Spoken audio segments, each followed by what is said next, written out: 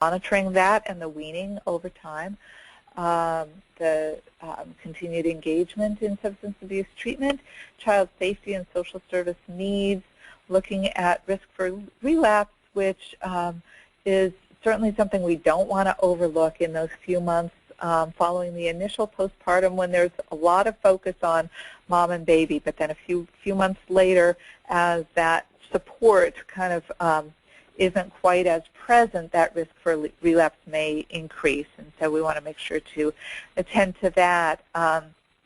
And any of our CHARM team members may add to our priority list at our monthly meeting and say, this is a patient I'm concerned about. I think she's at high risk for relapse right now because of all the things going on in her life, and so that would be a patient that we would focus on in our meeting, spend some time trying to figure out, again, what kind of supports and services need to happen at that time. Or if she has not been in contact, do we need to have somebody try and reach out to her, and who's in the best position to do that?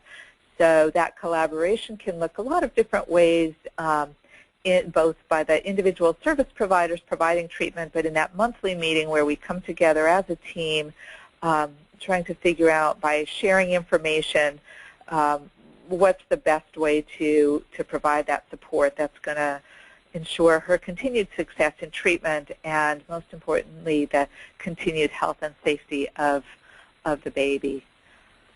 So what makes this whole thing work? Well, first of all, again, that shared philosophy that I approached is really key, because if you don't have that, then you're not going to have each of the partners wanting to share this information.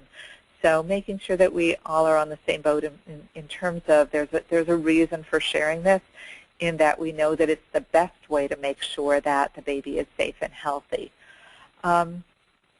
And the value of just coming together and sharing information can develop trust, minimize misunderstandings. It's a time saver. One of our, the neonatal nurse practitioner just very recently said to me that these team meetings are really valuable because they save time. And she was saying that just in terms of the calls made, the messages back, the waiting for return calls for all these different partners, that would take so much time. And within a few minutes, you can get that essential information about each of the patients that we're talking about.